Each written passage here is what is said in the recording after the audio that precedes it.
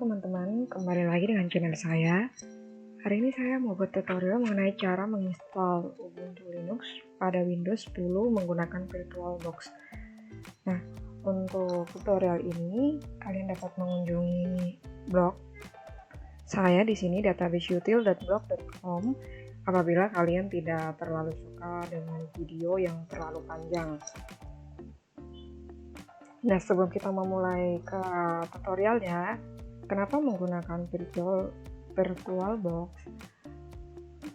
Nah, begini, kadang-kadang kan kita punya satu laptop nih, tapi laptop kita kan terinstall Windows doang. Dan gimana sih supaya ketika kita punya satu project atau tugas, kita tuh dapat menggunakan OS yang lain atau distro lain, misalkan seperti Linux, Ubuntu, dan teman-temannya itu. Nah, otomatis kita kan nggak mungkin menguninstall yang Windows yang di laptop kita. Nah, kita tuh bisa menggunakan yang namanya VirtualBox.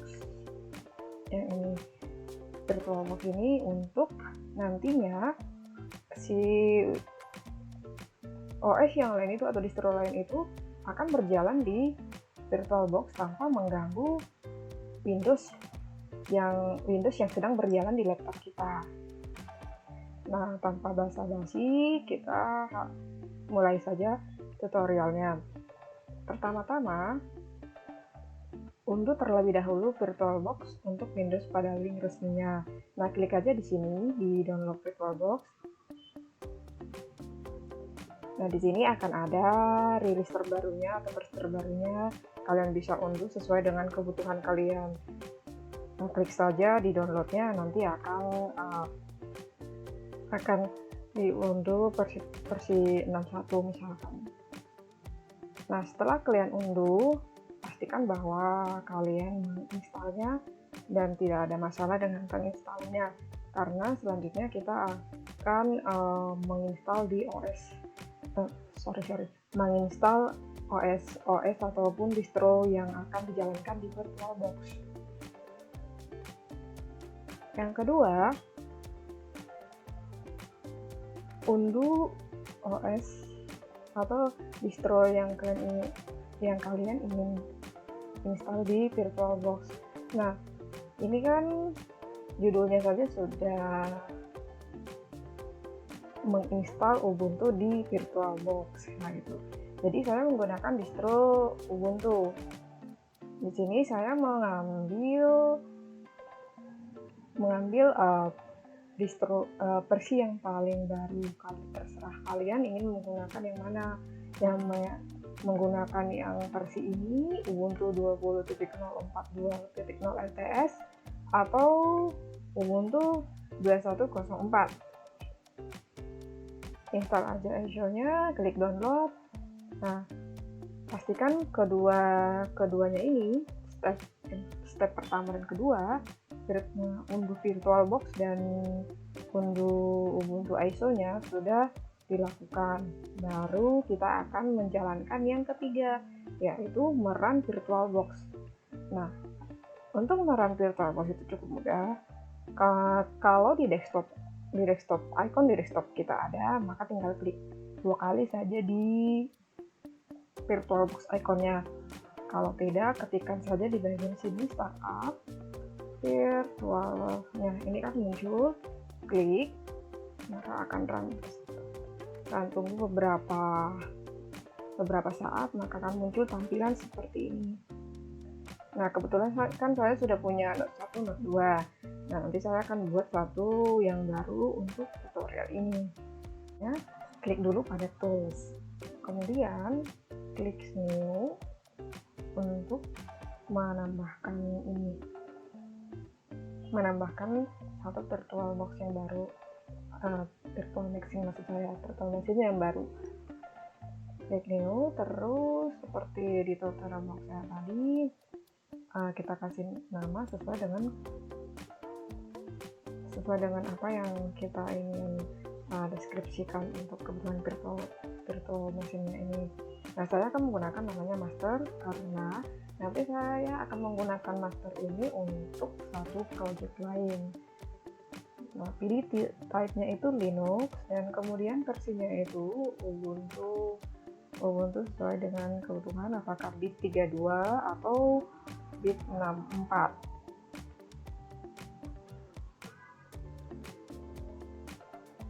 Kemudian klik Next. Nah, ini ada memory size-nya.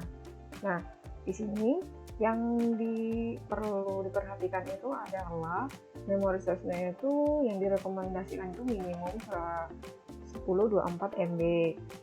Dan kalau memang ada kebutuhan lain, silahkan menggunakan di atas dari 1024 MB.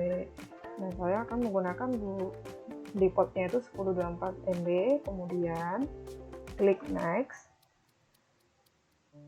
Dan pada hard disknya menggunakan create a virtual hard disk now.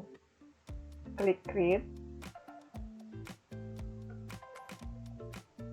Di sini hard disk file type-nya itu gunakan atau pilih PDI atau virtual box disk image, karena ini nanti kita akan menginstal distronya itu atau OS yang akan kita gunakan itu kan dari ISO image, jadi pilih saja PDI, kemudian klik next.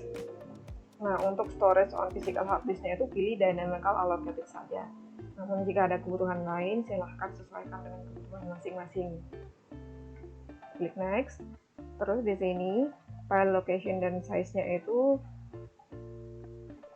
sesuaikan dengan kebutuhannya. Karena saya menggunakan ini untuk tutorial saja, saya menggunakan 10 GB. Kemudian klik create. Nah, ini kan sudah ada nih virtual machine-nya yang kita akan installin ISO Ubuntu tadi. Nah, untuk menjalankan ini, klik saja pada start tanda panah hijau ini, terus klik kali. Kemudian virtual machine-nya akan nge-boot nantinya. Nah, ini kalau ternyata di sini di bagian box-nya ini belum ada nama ISO-nya, kalian itu bisa menggunakan icon folder ini untuk mencari di mana image kalian, atau kalian ingin menunjukkannya ke folder di mana Anda menyimpan image-nya tadi. Cukup klik saja pada foldernya itu. Terus kalau ternyata di note attach-nya ini belum ada seperti ini, belum ada Ubuntu 20 sekian yang saya gunakan, klik pada di add-nya ini, nanti di add, terus arahkan ke folder di mana Anda menyimpan image. Kalau sudah benar, select pada image-nya, misalkan di sini saya select, terus klik saja open di sini. Nanti akan muncul di bagian not attached. Nah, untuk menampilkannya di tampilan yang tadi, tampilan ISO mana yang ingin digunakan, klik saja ini, terus choose. Nah, saya tidak akan menggunakan choose-nya ini karena kan tadi di tampilan saya sudah ada. Nah, saya akan klik cancel dulu ya.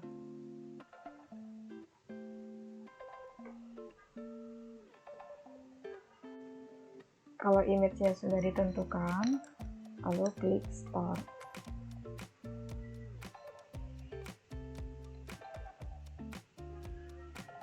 Nah, ini akan ada proses bootnya, jadi tunggu beberapa saat selama proses bootnya berjalan.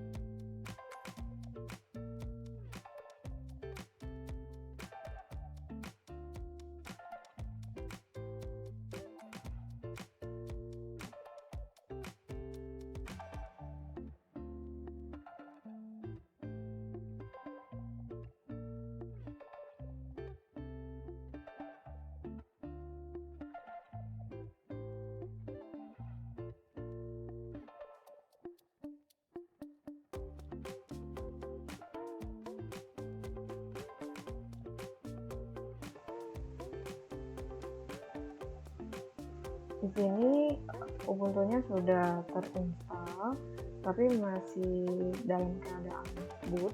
Jadi tunggu beberapa saat sampai nanti ada muncul pop-up untuk beberapa pengaturan. Nah, misalkan ini kan udah muncul nih untuk installnya. Untuk install proses selanjutnya. Nah, untuk bahasanya atau language-nya, silahkan menggunakan atau memilih English dan kemudian klik install Ubuntu. Nah, ini kan sedang loading, tunggu beberapa saat untuk next pop-up. Untuk pengaturan keyboardnya, gunakan defaultnya saja, English, kemudian klik continue.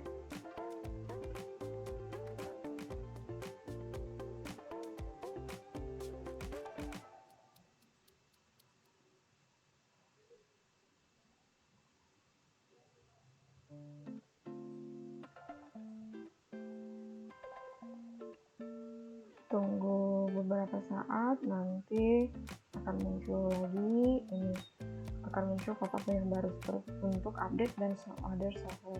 Pilih normal, klik pada normal installation dan download update while installing Ubuntu. Kemudian klik continue untuk next step-nya.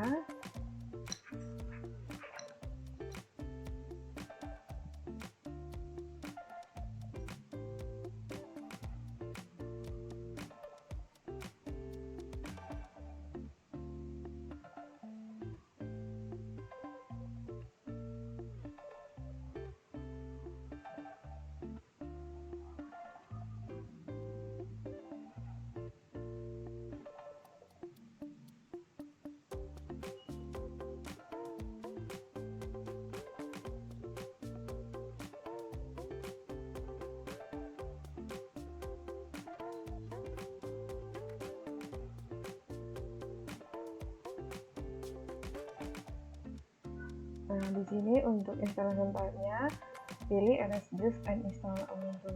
Jika nanti menemukan warning untuk pembagian partisi, itu tidak akan mengubah partisi di laptop Anda. Namun itu hanya berfungsi untuk partisi untuk di virtual machine-nya saja. Jadi tidak usah panik kalau menemukan pop-up warning. Jadi untuk stepnya selanjutnya klik saja install now.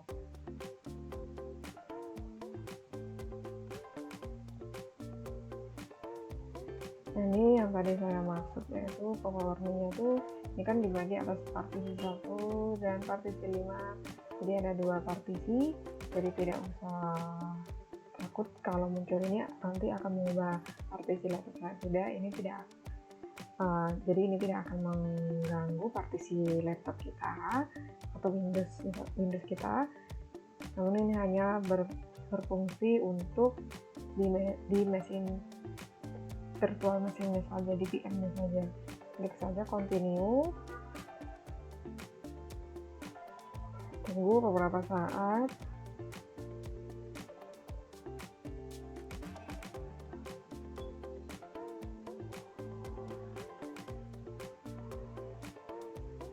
Nah, untuk time zone-nya sesuaikan dengan time zone Anda.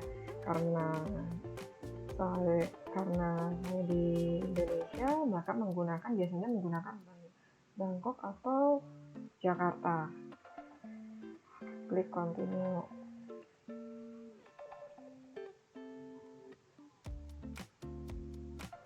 Nah, ini berfungsi nanti untuk ini sebagai login account kita. Jadi kan kita kalau lakukan kita bisa menggunakan account login kita untuk mengunci. Nah, ini pun ini tujuannya untuk itu. Jadi saya akan menggunakan namanya adalah newbie, terus username saya akan menggunakan newbie saat saya masuk nanti ke virtual mesinnya. Terus saya akan passwordnya sesuaikan dengan password yang Anda ingin gunakan.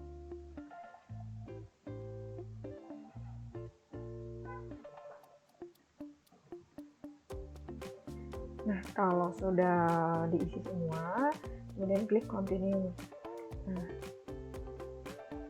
nanti akan ada beberapa proses untuk instalasi yang lainnya, tapi itu hanya diproses untuk diproses di background. Jadi kita hanya akan bisa melihat progresnya di sini, di bagian sini, bagian copying file sini.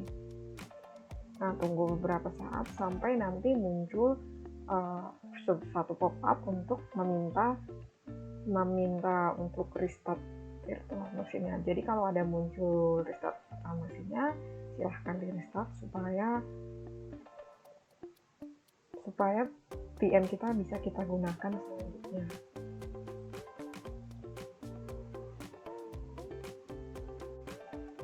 Nah, ini kan tampilannya sudah menampilkan untuk meminta restart. Nah, kalau sudah muncul tampilan seperti ini, tinggal di restart aja dengan mengklik restart now.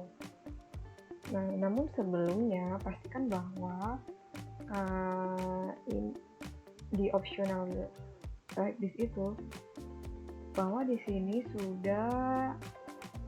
sudah melakukan remove disk from virtual drive. Artinya di sini supaya nanti pada saat kita merestart, virtual mesin kita itu tidak melakukan install ulang lagi, namun membuat ke awal sama saat kita startup laptop, nanti akan terbuka tampilan dari OS-nya. Demikian juga dengan